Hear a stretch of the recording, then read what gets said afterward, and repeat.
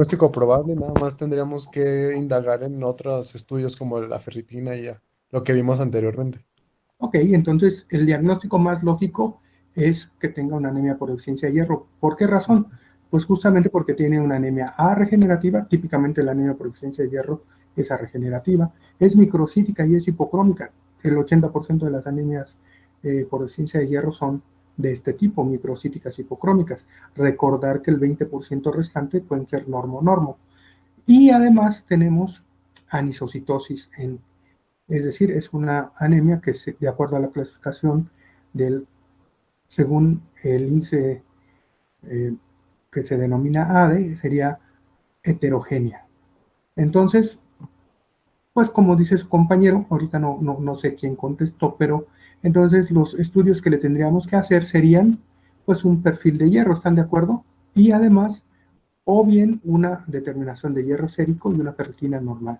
¿Se acuerdan de las conclusiones de la clase previa que habíamos dicho que nos servía para definir la deficiencia de hierro, un patrón de hierro? ¿De qué pruebas consiste el patrón de hierro? Habíamos dicho que es el hierro sérico, la capacidad de fijación total de la transferrina y la saturación de transferrina. Entonces, esta paciente tiene una transferrina de 11.1, un hierro sérico de 26 miligramos por decilitro y una capacidad total de fijación del hierro a la transferrina de 465. Ese patrón de hierro, ¿qué les indica a ustedes? ¿Que tiene deficiencia de hierro o que no tiene deficiencia de hierro?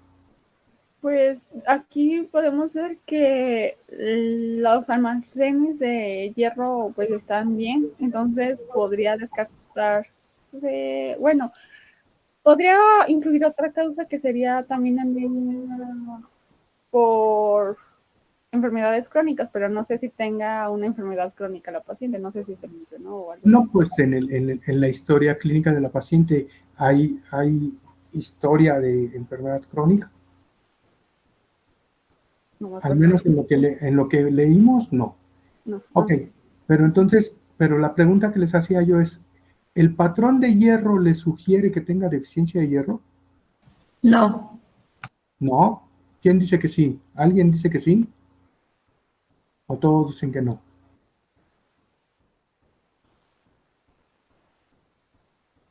¿No se acuerdan? Ok. Habíamos dicho que el hierro sérico está bajo.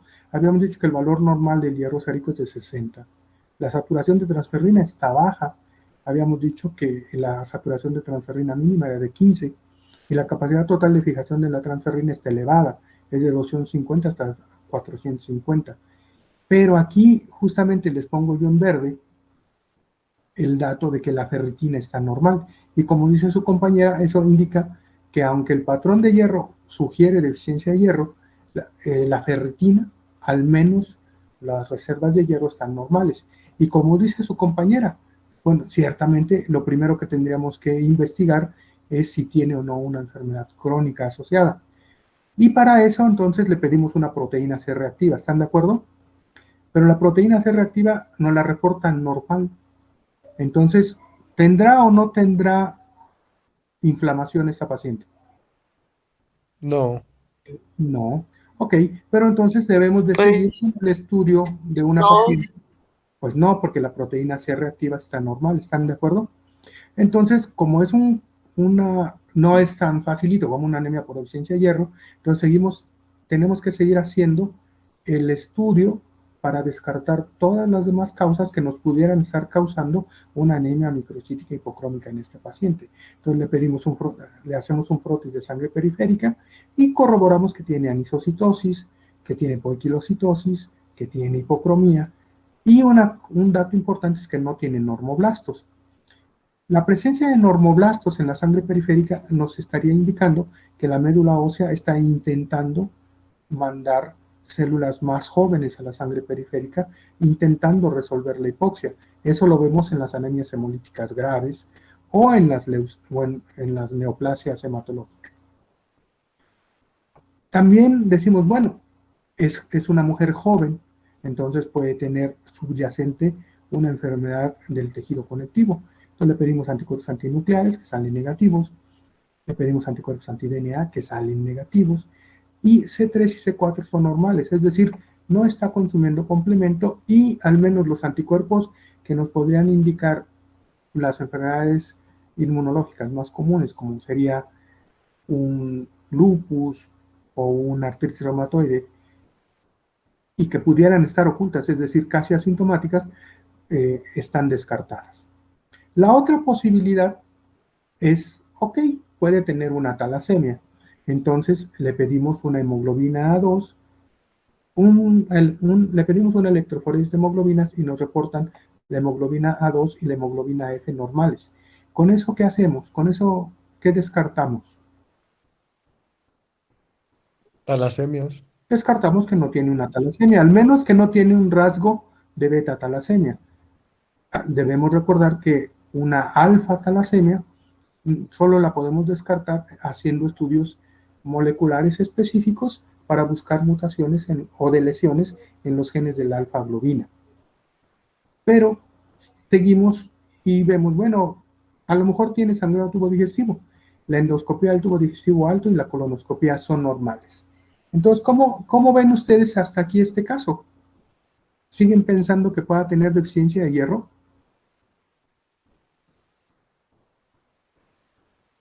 ¿Qué opinan? ¿Alguien? ¿No? ¿Nadie?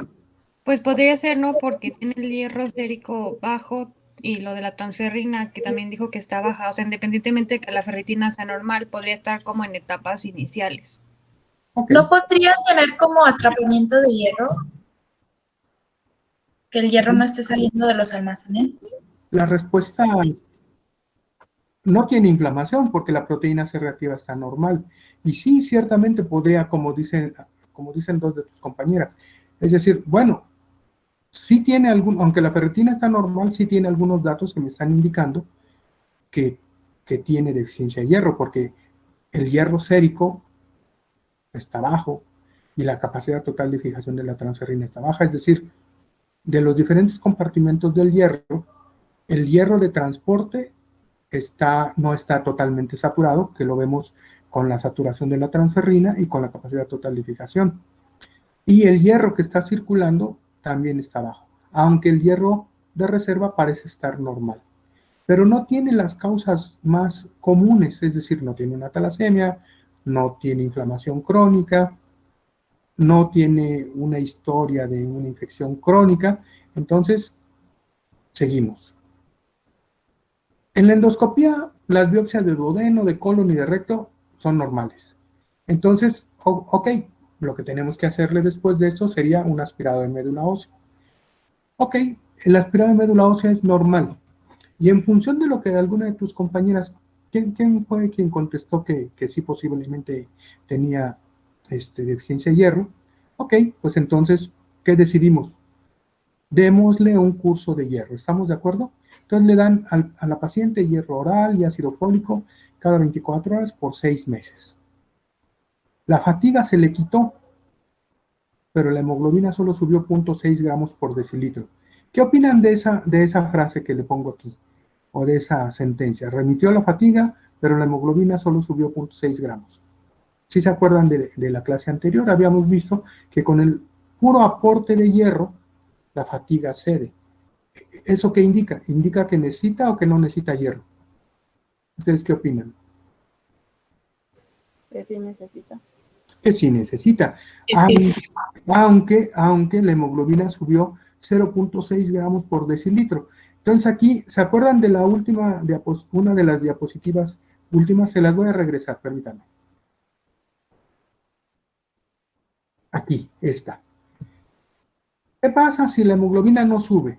Considerar persistencia de pérdidas, que a lo mejor la paciente no está teniendo un adecuado apego al tratamiento, posibilidad de que tenga mala absorción, aunque esa ya la descartamos porque las biopsias de duodeno y de colon están normales, o que sea un diagnóstico incorrecto, es decir, que no sea, como estamos pensando, una deficiencia de hierro. ¿Están de acuerdo? ¿No se están confundiendo? ¿Vamos bien? Sí, doctor. Sí, sí, está bien. Ok, entonces, decimos, ok, no remitió totalmente la fatiga, a lo mejor la administración de hierro, el apego no fue tan bien como ella nos lo dice, entonces seguimos en la hipótesis de que tiene deficiencia de hierro y le ponemos hierro intravenoso. Entonces le ponemos la dosis, se calcula la dosis de hierro que le tendríamos que administrar y la hemoglobina subió a 11.5 gramos por decilitro 4 semanas después de la aplicación. ¿Qué opinan de eso? ¿Qué opinión les tiene el que subió hasta 11.5 gramos por decilitro la hemoglobina después de una administración adecuada de hierro? ¿Qué opinan? Pues que quizás la paciente no siguió las instrucciones. Ajá, no estaba haciendo adecuado tratamiento. El tratamiento no es adecuado, pero ustedes calcularon la dosis de hierro, le pusieron la dosis adecuada de hierro y subió 11.5. Entonces, ¿qué está pasando? No hay apego. Puede ser que no haya apego al tratamiento. O sea, eso es cierto con el hierro oral, pero si ustedes mismos les pusieron el hierro intravenoso, eso les queda muy poca duda, ¿no? De que no haya un apego. Entonces, Entonces, perdón, puede ser una deficiencia de transporte en el intestino. O sea, no tanto morfológico para verlo en una biopsia, pero uno enzimático de transporte en la transferrina o algo así. pudiera tener alguna alteración. Entonces, ya nos pasamos a otro tipo de problemas, como dice tu compañero. Ok, a lo mejor. ¿Mande?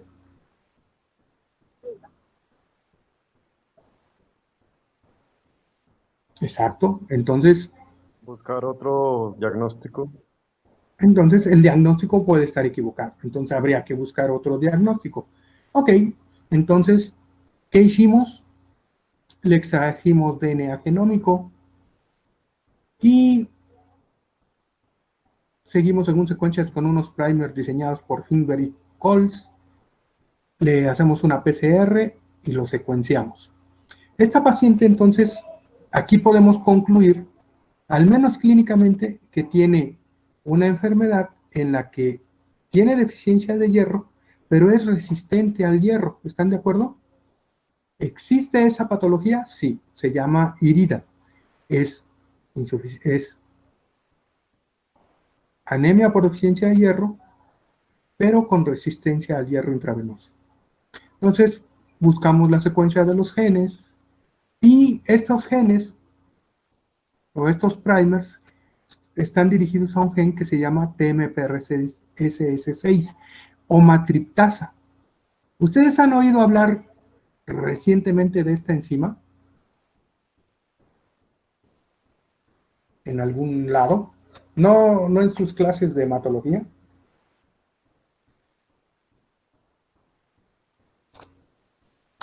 ¿Nadie ha oído hablar de ella? ¿En el COVID? ¿Alguien ha oído hablar de la matriptasa? ¿No? Ok, entonces me sigo. Esa proteína, la matriptasa, es una proteína transmembranal que tiene varios dominios. Tiene un dominio transmembranal, un dominio parecido a la cubulina, tres dominios que se llaman L porque tienen lisinas, y la proteína es una serin-proteasa. Entonces, nosotros le encontramos a esta paciente una mutación correspondiente a una sustitución de una adenina por una timina en el intrón 11 del gen de la matriptasa. Con esto buscamos en la literatura y vimos que se afecta el splicing, aquí me faltó la L, del intrón 11, y eso produce un mensajero anormal y traduce a una matriptasa 2 disfuncional. La matriptasa 2, ¿dónde la habíamos visto? Bueno, entonces, esta paciente lo que tiene se llama IRIDA, como les decía, Iron Refractory Iron Deficiency Anemia, o como se pronuncia. En español significa anemia por deficiencia de hierro resistente al hierro. ¿Estamos? O refractaria al hierro. Se define justamente así, como una respuesta débil y lenta al tratamiento con hierro oral, con una mejora inadecuada de los parámetros hematológicos. Camachella define a esta anemia como una mejoría menor de 1 gramo por decilitro de hemoglobina después de 4 a 6 semanas de tratamiento con un equivalente a 100 miligramos de hierro elemental. ¿Esta paciente cumple con esos criterios? ¿Ustedes qué opinan? Sí, Sí, porque nada más aumentó 0.6 de Primero hemoglobina. aumentó 0.6 y luego ya cuando le pusimos el hierro intravenoso aumentó hasta 11.5, ¿ok? Bueno, entonces, como alguno de sus compañeros comentó, últimamente, en los últimos 5 años, se han incrementado el número de etiologías genéticas relacionadas con las anemias por deficiencia de hierro. Por ejemplo, una que ya está descrita desde hace mucho tiempo es la aceruloplasminemia. Otra que está descrita más recientemente es la enfermedad de ferroportina 1, en las que hay mutaciones de la ferroportina 1 que no le permite que cuando la hepcidina se va a unir a la ferroportina 1, no se une de manera adecuada, no la puede inhibir y entonces el hierro que entra sale. También la hipotransferrinemia, es decir, como decía alguno de sus compañeros, bueno, a lo mejor está afectado el transporte del hierro. Y sí, hay enfermedades genéticas ya definidas en las que hay un menor número de moléculas de transferrina o se sintetizan menos moléculas de transferrina y a eso se le llama hipotransferrinemia. Y por último, la irida, que es la que estamos ahorita mencionando, ¿de acuerdo? La irida entonces es una anemia autosómica recesiva con un patrón microcítico hipocrómico que se asocia a una saturación de transferrina baja, a una ferritina normal o elevada y hepcidina inapropiadamente elevada. Desgraciadamente nosotros en México no tenemos forma de medir hepcidina, ni siquiera de manera experimental y mucho menos clínicamente. Contrariamente a lo esperado, los niveles de ferritina de estos pacientes son normales aún después del tratamiento con hierro, como uno esperaría que después de darle hierro, ¿cómo esperaríamos la ferritina? ¿Baja, normal o elevada? ¿Quién me dice? Elevada. Elevada. Elevada. ¿Elevada por qué? Porque le estamos repletando sus reservas de hierro con el hierro que le estamos dando. ¿Ok? Y es causada justamente por mutaciones en el gen de la matriptasa 2. ¿Qué es la matriptasa 2? Pues ya les había comentado, es una serinproteasa transmembranal que es expresada únicamente en los hepatocitos y esta enzima regula negativamente la transcripción de la hepcidina, ¿ok? Se han descrito hasta la fecha 51 familias y 71 pacientes de diferentes orígenes étnicos. Se han identificado 58 mutaciones diferentes en el gen y más o menos la prevalencia se calcula de un caso en 1.000.000. Y para que vean, aquí esta diapositiva ya la conocían, ¿se acuerdan? Entonces tenemos aquí el hepatocito. ¿Se acuerdan que les había yo explicado que la transferrina con su hierro en forma férrica, que está totalmente saturado, tiene cierta preferencia por unirse a los receptores de transferrina 1 o 2, pero que la eritroferrona hace que esta unión se vaya más hacia el lado de los receptores tipo 2 de la transferrina. Cuando se une la transferrina con los receptores tipo 2 de la transferrina, se forma el complejo, se une a ese complejo la hemojuvelina, y la hemojuvelina después lleva todo este complejo para que la proteína morfogenética del hueso se una a sus receptores tipo 1 y tipo 2, y estos disparen la secuencia, bueno, se fosforilen y disparen la secuencia que después cuando se une los SMAD 1, 2, 5, 8 y 7 al SMAD 4, se forma este complejo que entra por las porinas nucleares y prenden a los diferentes receptores nucleares en el DNA para la síntesis de hepcidina. ¿Qué es lo que hace la matriptasa 2? La matriptasa 2 es, como es una serinproteasa, acuérdense que ya habíamos dicho que escinde a la hemojuvelina y forma complejos solubles de hemojuvelina. Y si la matriptasa 2 está mutada, ¿qué es lo que le va a pasar a la síntesis de epsidina? ¿Ustedes qué me dicen? ¿Alguien? Pues va a disminuir. Pues va a No sé. disminuir. Es un regulador negativo, ¿verdad? Entonces, justamente entonces en la herida lo que pasa es que hay mutaciones en el gen de la matriptasa 2 y eso regula negativamente la transcripción de epsidina. ¿Sí se entiende? Ok. Sí. Entonces, aquí está un poco más complejo, pero es exactamente lo mismo que les comenté. Y entonces finalmente nosotros tenemos que la epsidina es una molécula central en la regulación del metabolismo del hierro, ¿ok?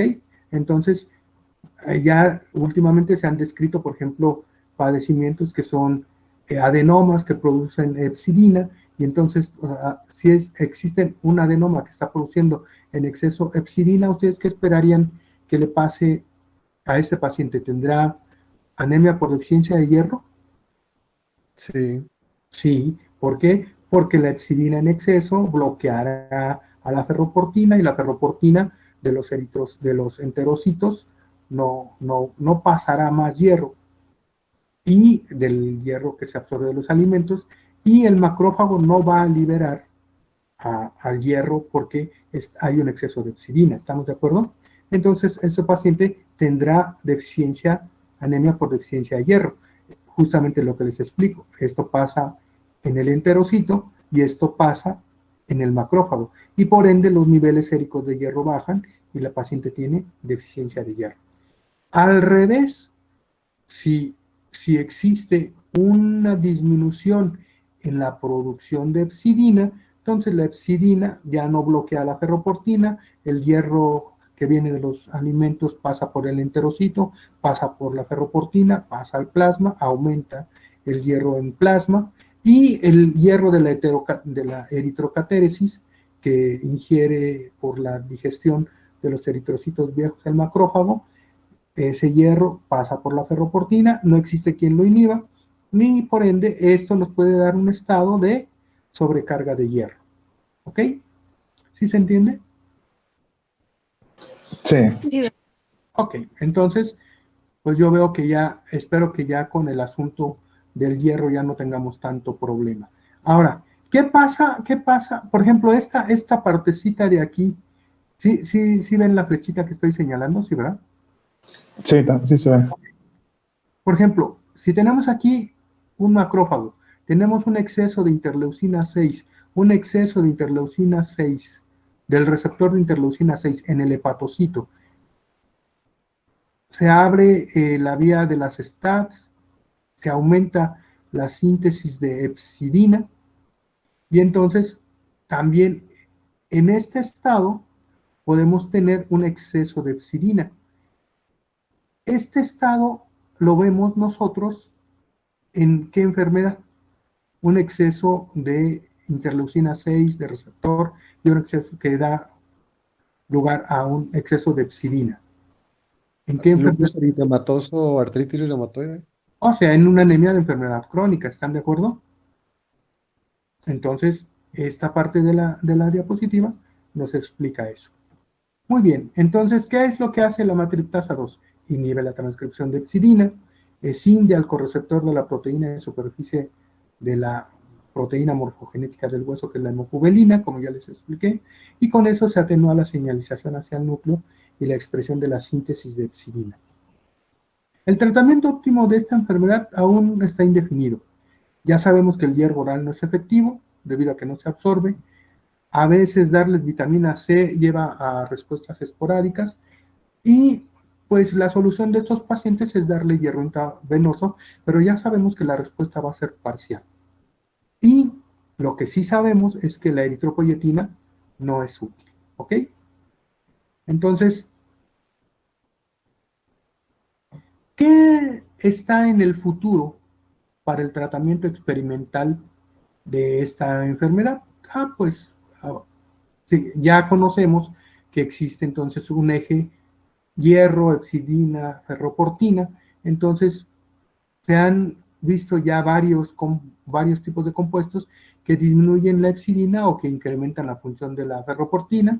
Por ejemplo, los de clase 1, los que reducen la vía de señalización que estimula la epsidina, anticuerpos anti el receptor de anti-interleucina 6 o anticuerpos anti-interleucina 6, anticuerpos anti el factor morfogenético del hueso, inhibidores del receptor de la proteína morfogenética del hueso, anticuerpos monoclonales antijuvelina, antihemojubelina, y las heparinas no anticoagulantes también pueden servir para esto. También en la clase 2 son aquellas moléculas que se unen a la epsidina, como pueden ser anticuerpos antiepsidina o otros oligonucleótidos. También se puede interferir con la interacción entre la ferroportina y la epsidina, con anticuerpos antiferroportina. Otra forma o otro grupo de fármacos que se pueden utilizar es aquellos que incrementen la epsidina o que disminuyan la función de la ferroportina. Similares a la epsidina, o sea, análogos de la epsidina, una epsidina más pequeña, la mini epsidina, o aquellos que activan a la epsidina. Ya hay estudios preclínicos con proteína morfogenética del hueso, o anticuerpos que bloqueen el inhibidor de la epsidina, como serían anticuerpos monoclonales contra la matriptasa 2, que pueden ser RNAs de interferencia, o para bloquear al receptor de epsidina con inhibidores de ferroportina. Entonces, como pueden ustedes ver, hay diferentes formas en las que en el futuro se podría manejar a este tipo de pacientes, pero bueno, yo sé que es algo así como que muy ciencia ficción para ustedes, pero finalmente lo que deben de, el mensaje que les quiero dejar con este caso es que existen también alteraciones genéticas que pueden manifestarse como deficiencia de hierro, ¿ok? Entonces, ese sería el mensaje de este caso. Entonces, ¿sí le entendieron a este caso o nada más los confundí? Sí, doctor. Ok, Sí, sí. bueno, entonces, ¿con el hierro ya creen que ya están más o menos duchos? Ok. Sí. Entonces, nos vamos a pasar a este otro caso. A ver, ¿quién me lee el caso? ¿Alguien por ahí? Sergio. Voy, doctor. Caso clínico 3. Paciente femenino de 42 años, originaria de San José de Gracia, Aguascalientes, ama de casa, madre de 5 niños, la cual acude a consulta por hipodinamia, fatiga fácil, incapacidad para realizar sus labores cotidianas de 6 meses de evolución, pasa la mayor parte del día en cama por esta sintomatología, con disnea de medianos esfuerzos, historia de hipermenorrea y polimenorrea desde hace 5 años. Diaforesis nocturna de 3 meses de evolución, ha perdido 10 kilogramos de peso en 3 meses y su peso habitual era de 65 kilogramos. Refiere también llanura postprandial inmediata. A la exploración física destaca la presencia de palidez 3 cruces, adenomegalia cervical izquierda de 4 centímetros, indolora, fija a planos profundos, de consistencia dura y en región supraclavicular derecha otra de 4 centímetros de las mismas características. Derecha, indolora, frecuencia cardíaca de 102 latidos por minuto, soplo sistólico grado 2-4, plurifocal, abdomen plano, blando depresible no doloroso, se palpa polo esplénico.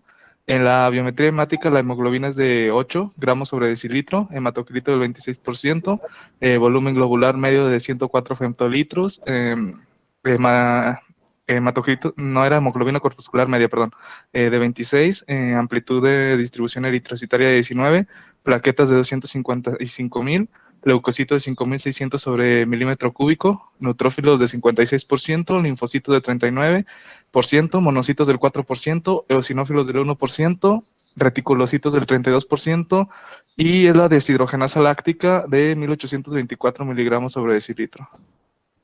Ok. Entonces, a ver, ¿quién me dice? Acuérdense que, pues bueno, yo no les di seminario, ¿o sí les di seminario a ustedes? No, ¿verdad? En quinto. No.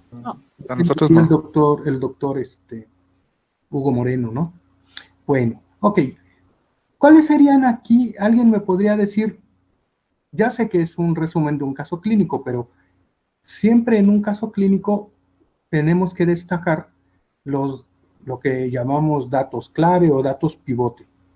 ¿Cuáles serían para ustedes los datos pivote de este caso?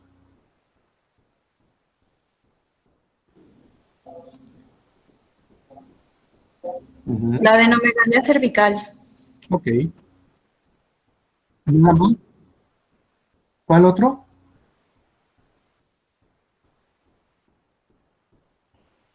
No, pero todavía no vamos a eso. Entonces, cuáles son los datos pivote? O sea, La pérdida de Gonorrea y kilos, bueno, de polinuclear. 10 kilos en 3 meses. ok. Bueno, lo primero que tenemos, ¿cuál es el principal síntoma que tiene la paciente? Fatiga e La hipotiroidismo. fatiga y la disnea. Fatiga. El principal síntoma es fatiga. Y la disnea, ¿ok? Entonces, esos dos datos, así, antes que nada, los dos datos, ¿a qué lo asocian? La fatiga y la La disnea anemia, puede ser un dato de síndrome anémico, ¿están de acuerdo? Y si nos seguimos con esto, dice hipermenorrea y polimenorrea. Entonces, ok, si yo considero que la fatiga y la disnea, la hipermenorrea y la polimenorrea son datos pivote, ahí estoy diciendo, esto me está orientando hacia que tiene síndrome anémico. Pero además de esto tiene diaforesis nocturna, ya ha perdido más de 10 kilos en 3 meses. Esos datos, ¿cómo se llaman? Cuando un paciente tiene diaforesis nocturna y 10 kilos de peso, o sea, y pérdida de más del 10% de su peso corporal. ¿Ha perdido más del 10% de su peso corporal? ¿Qué me dicen? que Sí, sí. más de 6.5. Claro. ¿Y quién es la hermanita de alguien? Sí, el peso habitual es de 65 kilos, entonces si pierde 10 kilos, entonces ya perdió más de 6.5 kilos, que sería su peso habitual, ¿estamos de acuerdo? Entonces, tiene lo que se llaman síntomas B. Entonces, una paciente que tiene síndrome anémico más síntomas B, ¿están de acuerdo? Y después, al examen físico, entonces, además tiene adenomegalia, ¿ok? ¿Qué características son relevantes en la adenomegalia? Bueno, que una mide 4 centímetros. Debemos recordar que cualquier adenomegalia que mide más de 1,5 centímetros, otros autores dicen que más de 2 centímetros, pero en términos generales, cualquier adenomegalia que mida más de 1,5 centímetros, la debemos de considerar maligna hasta no demostrar lo contrario. Sobre todo si está en la región cervical, y esta es supraclavicular derecha. Y tiene otra también de las mismas características, supraclavicular derecha, también indolora. Es decir, tiene dos adenomegalias supraclaviculares derechas que en conjunto serían una masa ganglionar como de 8 centímetros. Además, corroboramos que tiene síndrome anémico porque tiene un soplo sistólico grado 2 de 4. ¿Y qué les sugiere a ustedes el hecho de que se palpe el polo esplénico? Que hay mucha destrucción de evidencia. Entonces, la paciente tiene esplenomegalia. ¿Están de acuerdo? Entonces, así como resumen, ¿qué era lo que yo esperaba que me dijeran? Pues los datos claves son síndrome anémico, síntomas B, adenomegalia y esplenomegalia. ¿Ok? Hasta ahí. Ahora, ¿qué alteraciones tiene la biometría hemática? ¿Quién me dice?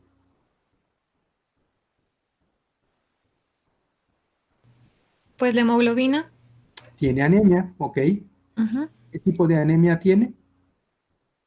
Moderada porque está entre 8 y 10. Ujú. ¿Y morfológicamente? Pues el volumen globular medio es mayor a 100, entonces es macrocítica y la concentración media de hemoglobina es de 26 y lo normal es de 24 a 37, si mal No, no es de recuerdo. No, de 26. 27 a 34.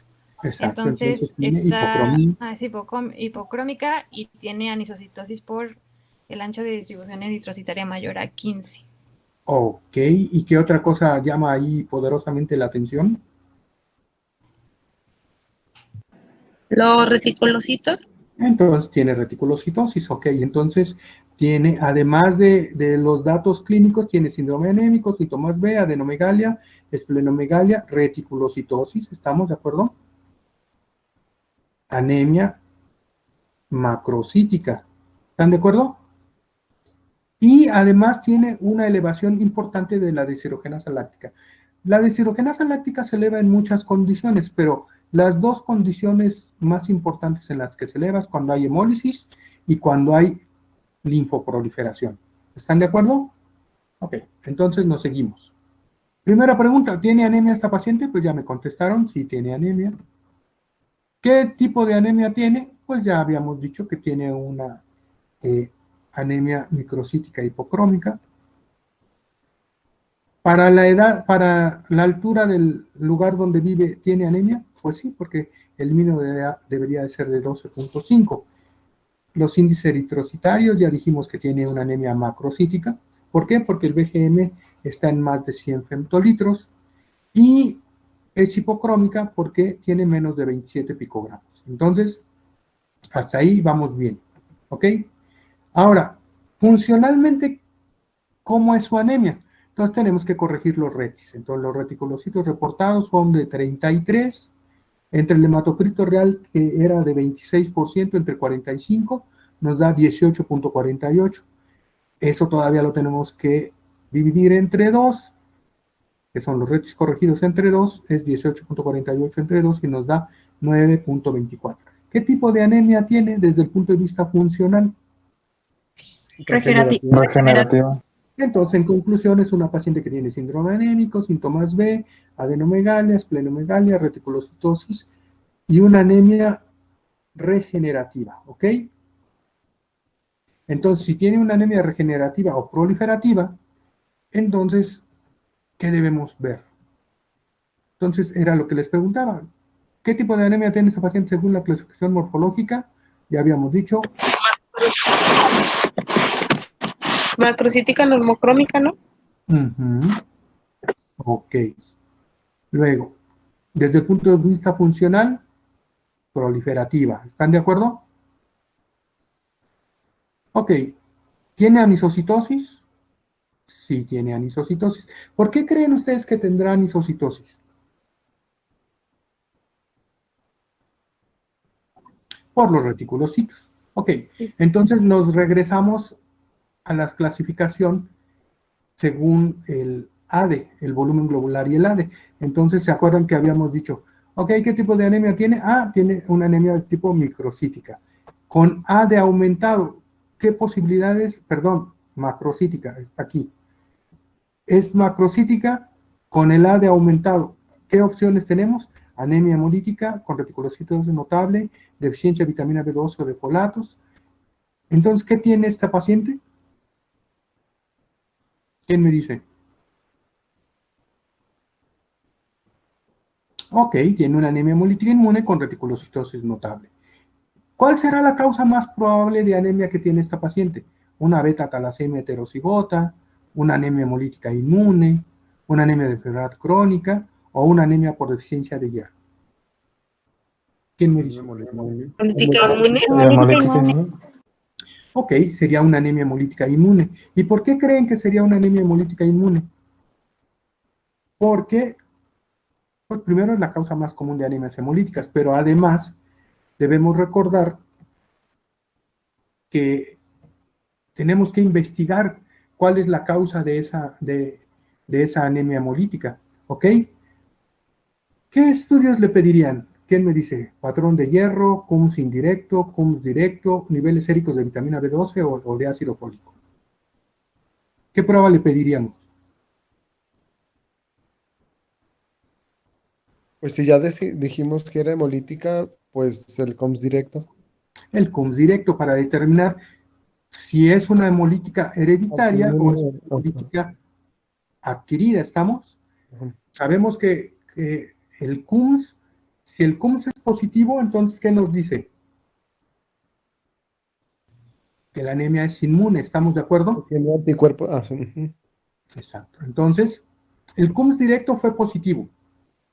Entonces, hasta aquí decimos, ok, entonces el diagnóstico es anemia hemolítica inmune, hasta ahorita.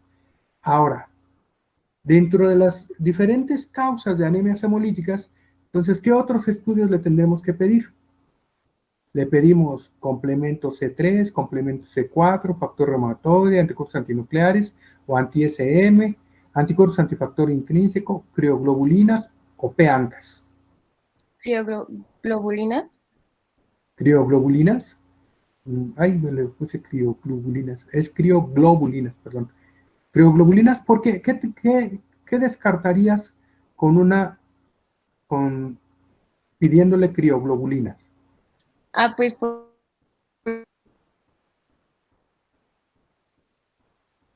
¿Qué fue? ¿Una crioglobulinemia? O sea, una anemia hemolítica inmune por anticuerpos fríos o por anticuerpos calientes. Lo que el CUMS directo nos dice que la anemia hemolítica es por anticuerpos calientes, ¿estamos? Entonces, ¿qué puede estar en el fondo de esa anemia hemolítica inmune por anticuerpos calientes? ¿Por qué no le pediríamos anticuerpos antifactor intrínseco? ¿Esos para qué nos sirven? Para la deficiencia de vitamina B12. Bueno, Para una la anemia una perniciosa. Anemia perniciosa, ¿ok? Para la anemia perniciosa. Y los PANCAS, pues son anticuerpos antineutrófilos, ¿ok? Entonces, ¿qué opción nos queda? Pues todos estos. ¿Y estos qué nos descartan? Primero, si C3 y C4 salen bajos, ¿qué nos está indicando? Que hay consumo de complemento y la anemia hemolítica es inmune. Si está positivo el factor reumatoide, los anticuerpos antinucleares y el anti-SM, ¿qué tiene la paciente? ¿Cuál? Específicamente, ¿cuál? Lupus. Lupus. Lupus, no. ¿Cuál es el anticuerpo que te da positivo en la artritis reumatoide? El péptido C-citrulinado, ¿ok? El péptido C-citrulinado es específico de la artritis reumatoide. Si tuvieras aquí un anti-SM positivo y un péptido C-citrulinado positivo, entonces sería una enfermedad mixta del tejido conectivo, ¿ok?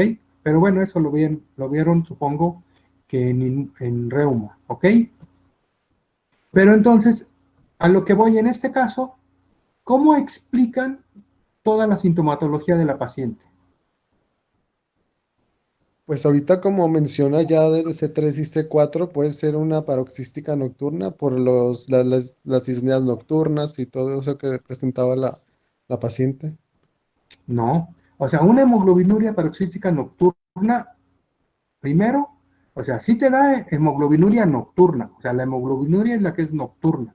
Y eso se caracteriza porque clínicamente cuando tú le preguntas al paciente, oiga, ¿ha notado su orina oscura? Y ella te dice, el paciente te dice, sí, la primera orina de la mañana es más oscura, pero ya poco a poco se va haciendo más clara.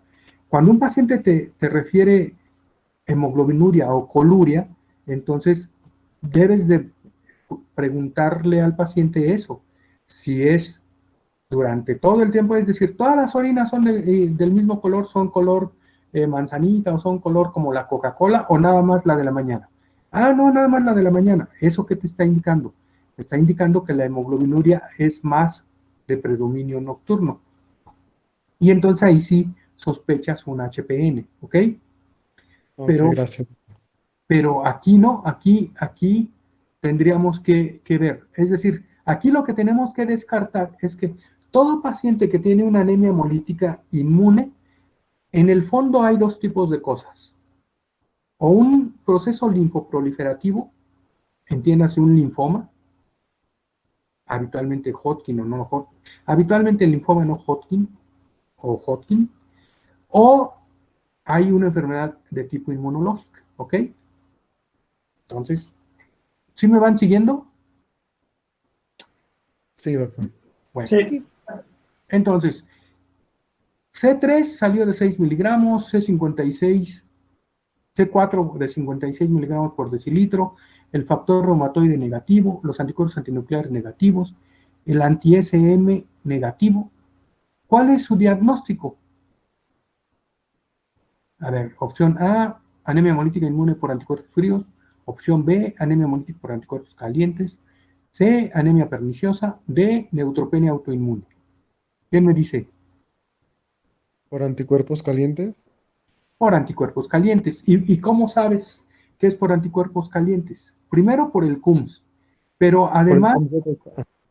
¿qué otra cosa? En estos resultados que le estoy dando aquí, en esta pregunta 7, ¿qué sí tiene y qué no tiene la paciente?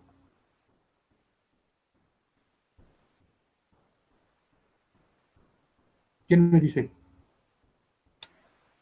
Tiene disminuido el C3, ¿no? Tiene consumo de complemento, ¿están de acuerdo? Es Complemento. decir, el C3 está muy bajo. El valor normal de C3 es cercano a 100 y el valor normal de C4 también, ¿de acuerdo? Bueno, ahí depende de cada laboratorio realmente, pero este paciente está consumiendo C3, está consumiendo complemento, pero el factor reumatoide está negativo, los anticuerpos antinucleares están negativos y el anti-SM está negativo. ¿Tendrá lupus esta paciente? No. No. No tiene lupus, no tiene lupus, ¿ok? Entonces, el diagnóstico hasta el que pueden llegar ustedes en este momento es una anemia hemolítica por anticuerpos calientes. Ya descartaron la mitad de las causas. Entonces, ¿cómo explican qué le tendrían que hacer a esta paciente para seguir su estudio? ¿Quién me dice?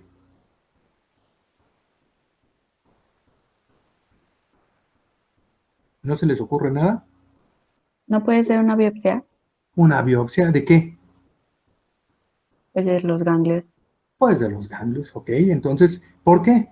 ¿Para descartar qué? Pues una neoplasia. No, pero aquí... Bueno, un linfoma. Exactamente, o sea, si me dices una neoplasia, un cáncer de estómago, un oligodendroglioma, no.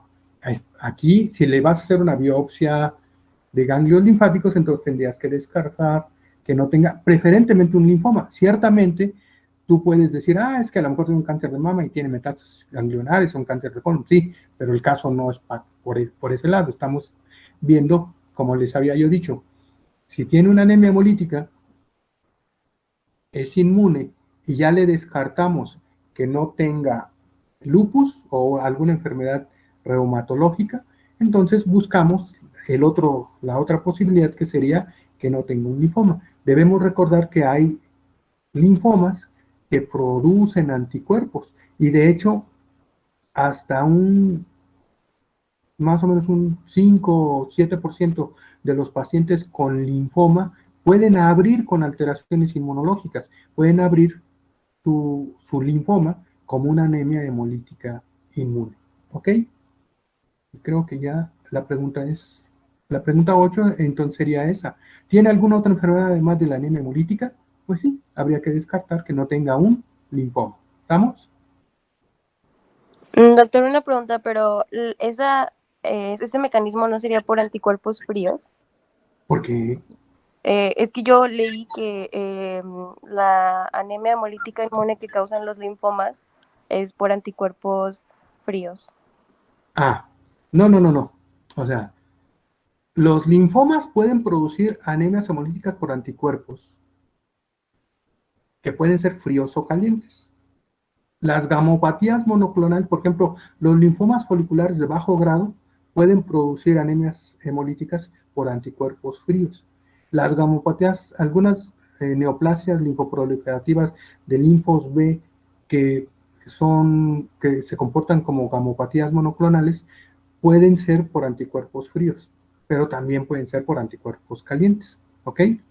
Eso necesitarías estudiarlo, pero aquí el hecho de que te dé el CUMS positivo te está orientando a pensar que es por anticuerpos calientes, ¿ok?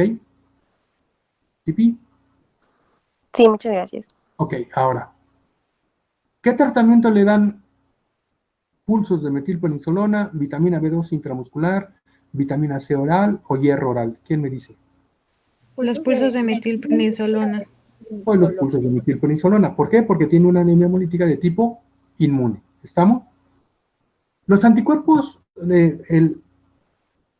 aquí no aclaré en el caso clínico si C3 y C4 eran de qué tipo, pero habitualmente C3 es una IgG, entonces los anticuerpos anti-C3 habitualmente son IgG.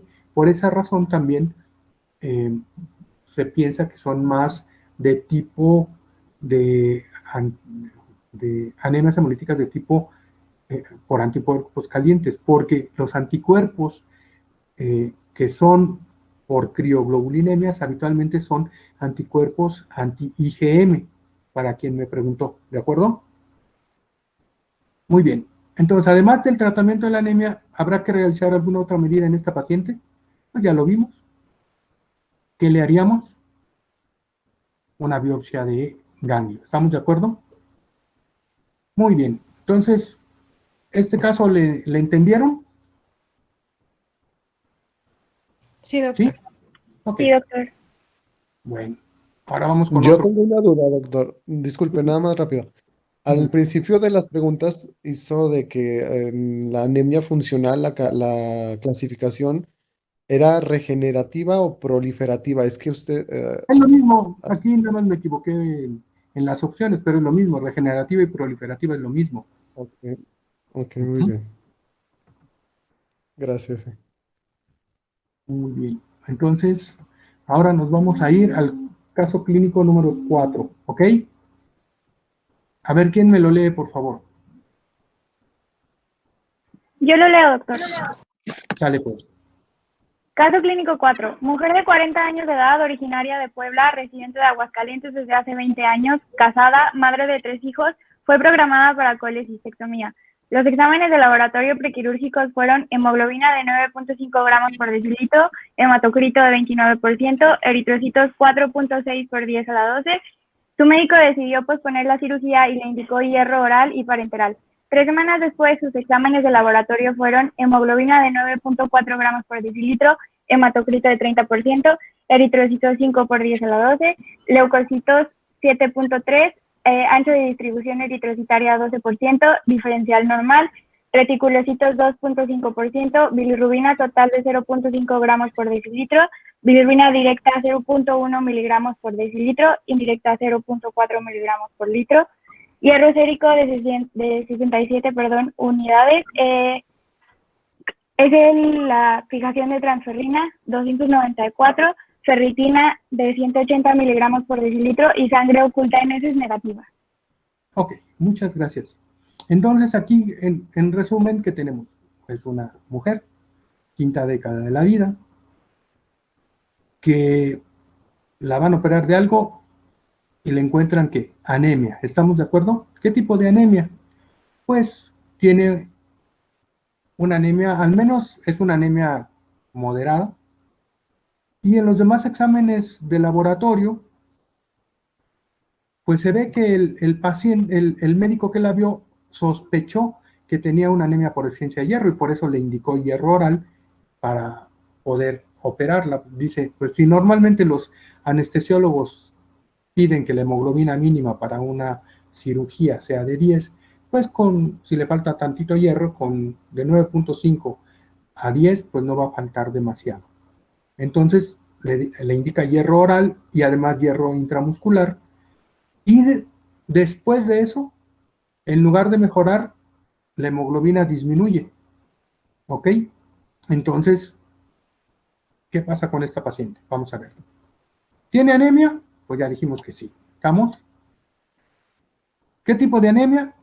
Entonces vamos a ver. Entonces, aquí, según los índices de Winthrop, tendríamos que el BGM tiene ella un hematocrito de 30, entre los glóbulos rojos 5 millones, entre 10 sería de 60 femtolitros. ¿Qué tipo de anemia tiene entonces? Microcítica. Microcítica. Y calculamos la hemoglobina corpuscular media, la hemoglobina de 9.4, entre los glóbulos rojos de 5 millones, 18.8. Entonces tiene una anemia microcítica hipocrómica. ¿Le dan la razón al médico que le dio el hierro? Sí. Sí. ¿Ustedes creen? ¿Qué edad tenía esta Voy a paciente? buscar más. 12, ¿verdad? ¿Creen que tenga deficiencia de hierro? ¿Quién me Si no dice? respondió al hierro, entonces no sería por deficiencia de hierro. Ok, aquí fíjense, después de que le dan el hierro parenteral y oral, el ADE está en 12, es decir, si tenía deficiencia de hierro, se corrigió, ¿no? Porque ya no tiene anisocitosis. ¿Están de acuerdo?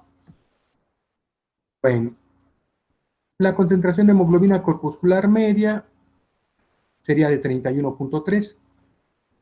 ¿Qué tipo de anemia tiene según la clasificación morfológica? Ya dijimos A, microcítica hipocrómica, B, macrocítica normocrómica o C, normocítica normocrómica. Entonces es microcítica hipocrómica.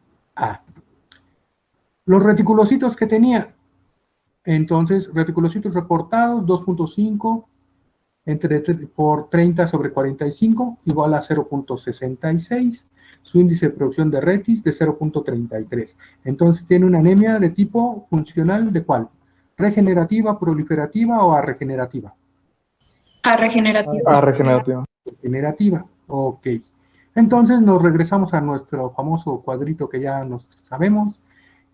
Según el ADE y el volumen globular medio, la paciente tiene una anemia microcítica. ¿Y el ADE cómo está? ¿Aumentado o normal? ¿Está normal? Entonces, ¿ahí qué opciones tenemos? Anemia de enfermedad crónica. ¿Tendrá una anemia de enfermedad crónica?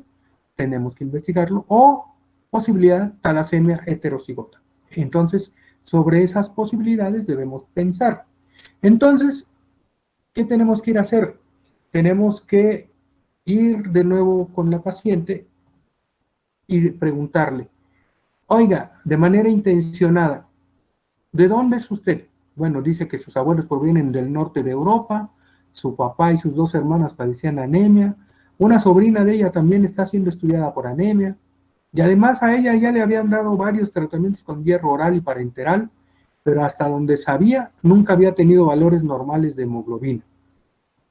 No refiere ningún padecimiento crónico, no tiene historia de sangrado gastrointestinal, y los exámenes ginecobstétricos, dice que tiene menarca a los 14 años, su ritmo 30/3, no tiene polimenorrea, no tiene dismenorrea, y la fecha de último parto fue hace 3 años, y le hicieron una alpingoclasia hace 3 años. ¿Qué opinan de este caso? ¿Por dónde se orientan? Probablemente tenga una talasemia. Probablemente tenga una talasemia. ¿Por qué piensan que pueda tener una talasemia? ¿Por la historia familiar? Por la historia familiar. Ok. ¿Qué datos específicamente de la historia familiar son interesantes? Pues, ajá. ¿Mandé? No te oí. ¿Cuál sería? Su familia, que la anemia se presenta en mujeres también, y bueno, y en su padre. Pues sí, o sea, lo interesante es de que provienen del norte de Europa, como dicen unos compañeros. Si tiene si tiene ascendientes europeos, entonces lo que habría que pensar es en una talasemia, ¿estamos de acuerdo? Además que ya le dieron hierro oral, no tiene, ahí el dato interesante es que no tiene anisocitosis, ¿están de acuerdo? Ahora, Entonces, ¿qué exámenes de laboratorio le pedirían? Patrón de hierro, hierro sérico y ferritina sérica, niveles de B12 y ácido fólico, o electroforesis de hemoglobinas. ¿Qué me dicen? Electroforesis. Globina. Ok, entonces, electroforesis de hemoglobinas.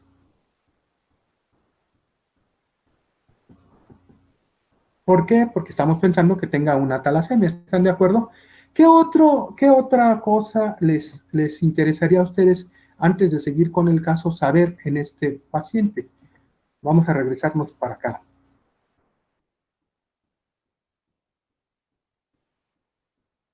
Tiene 5 millones de eritrocitos, ¿están de acuerdo? Y tiene un BGM de ¿cuánto?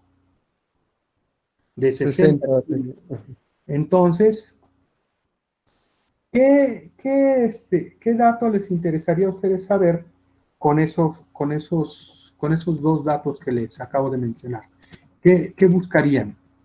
Estamos pensando que tenga una electroforesis de hemoglobina, perdón, que tenga una beta-talasemia.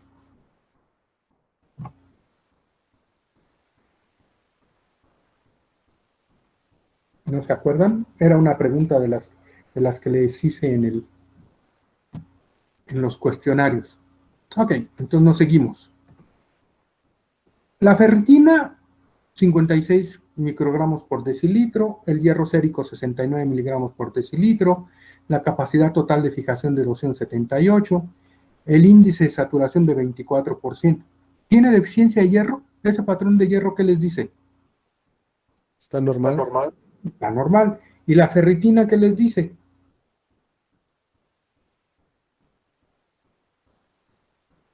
Poquito baja. Está arriba de 50, ¿estamos de acuerdo? Entonces está normal. Y luego la electroforesis de proteínas, de hemoglobinas dice, hemoglobina 1, 94.2%, hemoglobina 2, 4.7%, hemoglobina fetal 1.1%. ¿Qué tiene la paciente?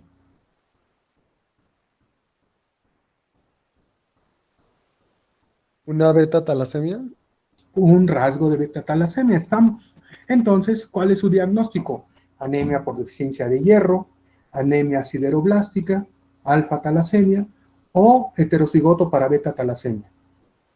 ¿Cuál es su diagnóstico? Heterocigoto para beta-talasemia. Sería heterocigoto para beta-talasemia, ¿estamos de acuerdo? Muy bien, entonces, creo que ya fue el último.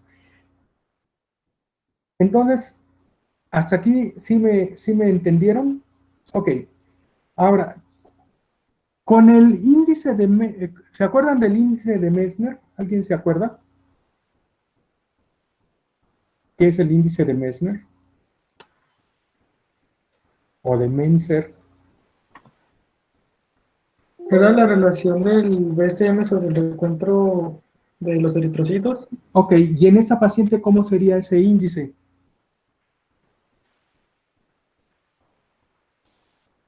Sería 60 entre 5, ¿cuánto da? 12. 12. ¿Y entonces eso qué le sugiere? Que es positivo el índice de Meissner. Positivo, ¿para qué? Para sospechar que tiene una talasemia, ¿de acuerdo? Es decir, fíjense, cómo en este caso también podemos valernos del índice de Messner, porque ya sabemos que si el índice de Messner es mayor de 13, entonces es una anemia por deficiencia de hierro. Y si el índice de Messner es menor de 13, algunos, sí, de menor de 13, entonces pensamos que puede ser una beta-talasemia. Es para lo que más nos sirve, bueno, de hecho es para lo que sirve el índice de Messner. Entonces, y es muy simple de sacar, nada más es cuestión de que lo tengan ustedes en mente. Bueno, pues estos ya son todos los casos. No sé, ¿tienen alguna pregunta? ¿Alguna duda? ¿Les parecieron bien los casos? Bueno. ¿Sí? Sí, doctor. Bueno, ok, entonces Pues yo creo que, pues ya, ¿qué hora es? 1:14. Ahora nos tardamos menos. Bueno, entonces, pues espero que les haya servido el repaso. Yo creo que el examen pues va a ser el próximo viernes, ¿les parece? Lo vamos a poner como a esta hora, como a las 12, para los dos grupos, para el B y el C. ¿Están de acuerdo? Doctor, creo que faltan muchos compañeros. Si quiere, le confirmamos por WhatsApp más al ratito. Ahorita son muy poquitos. ¿Cuántos son? No sé cuántos son. Somos 60 ahorita en la llamada. Ok, bueno. 60. 60, pues sí, son bastantitos. Ok, entonces, pues me comentan después si les pareció bien para ese día el caso. ¿Ok? ¿Tienen alguna otra duda del curso que les pueda yo resolver ahorita? ¿O ya?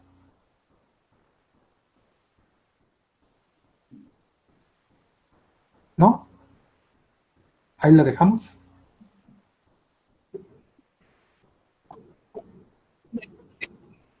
Pues ya habíamos dicho, solo lo de anemias. O sea, a partir de anemia aplásica, para acá ya es otro examen.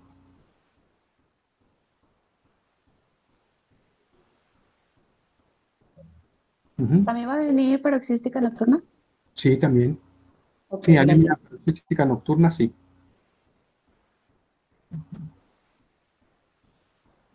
O sea, por eso les hice un repaso de anemias. Pero no sé, en resumen, entonces ya podrán ustedes, yo supongo, o sea, les insistí mucho en la presentación de los casos, en la clasificación de las anemias, porque a partir de que ustedes clasifiquen de una manera adecuada la anemia, es como van a poder sospechar cuál es la etiología. Indudablemente me centré más en la anemia por deficiencia de hierro, porque es lo que más van a ver. Es decir, como les comenté en la presentación de anemia por deficiencia de hierro, el 50% de las anemias que vean ustedes, sobre todo en el primer nivel o siendo médicos no hematólogos, la mitad van a ser anemia por deficiencia de hierro. Entonces, ustedes al menos deben de saber estudiar muy bien una anemia por deficiencia de hierro, y justamente cuando digan, oiga, pues es que pues ya le di, yo creo que sí es una anemia por deficiencia de hierro, ya le di de manera adecuada hierro y no responde, entonces es cuando, bueno, pues entonces la tendríamos que referir con el hematólogo, no con el internista, sino con el hematólogo, para que el hematólogo determine cuál es la causa de esa anemia por deficiencia de hierro, de esa anemia que ustedes ya descartaron que no sea por deficiencia de hierro, y para buscar si no es una talasemia, si no es una anemia asociada a otra patología. La otra patología que van a ver muy frecuentemente va a ser la anemia de enfermedad crónica. ¿Cómo? A ver, ¿quién me dice? ¿Cómo desde primera instancia podrían tener que descartar una anemia por deficiencia de hierro versus una anemia de enfermedad crónica? ¿Qué datos? ¿Con la proteína capacidad de C fijación, No. con la capacidad de fijación de la... ¿La ferritina? Una Ok. tiene... Lo más simple es pedir hierro sérico y ferritina, ¿estamos? Porque con eso, si la ferritina y el hierro sérico están bajos, entonces decimos, ferritina menor de 20 o menor de 10 incluso, deficiencia de hierro. Hierro sérico menor de 60, deficiencia de hierro. Otro parámetro que tenemos que tomar mucho en cuenta es la edad. Si el paciente es un paciente mayor, o sea, un adulto mayor de 60 años, puede tener una anemia por deficiencia de hierro, sí, pero también puede tener una anemia de enfermedad crónica. Entonces, ya desde el interrogatorio, si sabemos que tiene comorbilidad, si tiene datos de un proceso inflamatorio, infeccioso o neoplásico de fondo, entonces sabemos que ese paciente puede tener una anemia de enfermedad crónica, una anemia por deficiencia de hierro, o puede tener las dos, como les comenté tanto en la plática que les di la vez anterior, como los casos que les puse en los cuestionarios. ¿Sí se fijan? ¿Ok? Entonces, las anemias que más van a ver ustedes van a ser la anemia por deficiencia de hierro, la anemia de enfermedad crónica, en menor proporción una anemia por deficiencia de vitamina B12 o de ácido fólico, y ya más raramente una anemia hemolítica.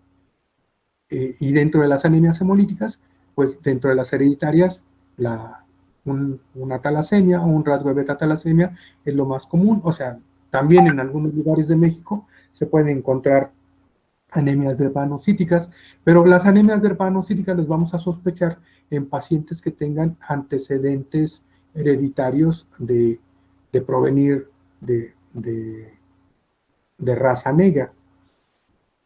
Entonces, o también de la región del Mediterráneo, aunque menos frecuentemente. Y en el caso de México, pues como les había yo puesto en el cuestionario, ¿en qué regiones de México sospecharías que puede haber talasemias? Bueno, pues en la región central de Veracruz, en Puebla, en la Costa Grande de Guerrero, en la región del Bajío, en la región de los Altos de Jalisco. Ahí, en esas regiones, es donde nosotros podemos sospechar que pudieran tener anemias de ese tipo, ¿ok? Y pues una anemia hemolítica, pues esa se nos puede presentar en cualquier paciente, si es inmune, pero entonces siempre recordar que en una anemia hemolítica inmune, tenemos que ver qué está en el fondo, si una enfermedad reumatológica o si una enfermedad de tipo linfoproliferativo que nos pudiera estar ocasionando esto. ¿Ok? Entonces, espero que les quede claro y que ya puedan hacer un diagnóstico diferencial rápido de las anemias en general. Yo sé que desde cuarto semestre ustedes han estado viendo de alguna manera el estudio de las anemias. Quizá desde tercero, desde que llevaron semiología, han estado enfrentándose a las anemias, pero lo más importante es que deben de tener en mente eso. Es decir, primero tengo que determinar si la anemia es microcítica, macrocítica, como primer punto. Si es microcítica, tengo tres posibilidades: anemia por deficiencia de hierro, beta-talasemia, anemia de enfermedad crónica. Si es macrocítica, entonces, si el paciente es adulto, lo que tengo que descartar es que tenga una deficiencia de vitamina B12 o de ácido fólico, si es adulto joven, y si es un adulto mayor, pensar que pueda tener un síndrome mielodisplásico. Y luego tenemos el gran grupo de las anemias normo-normo. Ahí lo primero que tenemos que descartar es que el paciente tenga una anemia de enfermedad crónica, ¿ok? Y si ustedes ven esa gran complejidad que ustedes veían ay, las anemias son muy difíciles, pues no. Sí me pueden a alguien repetir, por ejemplo, qué tendrían que pensar como diagnósticos diferenciales en una anemia de un paciente adulto mayor de tipo macrocítico. ¿Qué sería lo que tendrían que descartar primero? El síndrome mielodisplásico. ¿Qué? ¿Deficiencia de B12 también? Síndrome mielodisplásico. Lo primero que hay que es, acuérdense, en hematología como en oncología, o sea, la hematología es una especialidad que tiene 4 ramas principales, pero una de las partes más importantes de la hematología es la hematología maligna. Entonces, nosotros vemos muchos pacientes oncológicos. Entonces, en oncología y en hematología, siempre se descarta primero lo más grave. Entonces, en un paciente que es adulto mayor, que tiene una anemia macrocítica, lo primero que tenemos que pensar es que tenga un síndrome mielodisplásico, porque eso es más grave que tener una anemia por deficiencia de vitamina B12, ¿ok? Porque la anemia por deficiencia de vitamina B12, aún siendo perniciosa, entonces se corrige simplemente con vitamina B12, ¿ok? Entonces espero que les haya servido y pues no sé, yo creo que después les voy a dar otra clase así también presencial. Cuando terminemos de ver todo lo maligno, es decir, ahorita vamos, la última clase que les mandé fue la de leucemia linfocítica crónica, ¿sí? La última presentación. De neoplasias nos faltaría ver linfoma de Hodgkin, linfomas no Hodgkin y mieloma múltiple. Cuando terminemos de ver la parte de neoplasias hematológicas, entonces les voy a hacer igual una clase con varios casos para ver dentro de las neoplasias hematológicas cómo se hace el diagnóstico diferencial. ¿Estamos? Entonces, en cuanto terminemos esas clases, lo vemos. ¿Ok? ¿Están de acuerdo? Sí, doctor. Sí, doctor. Gracias. Bueno, entonces, pues me despido. Si no tienen ya ninguna otra pregunta, pues entonces, pues gracias por la atención y ahí nos vemos.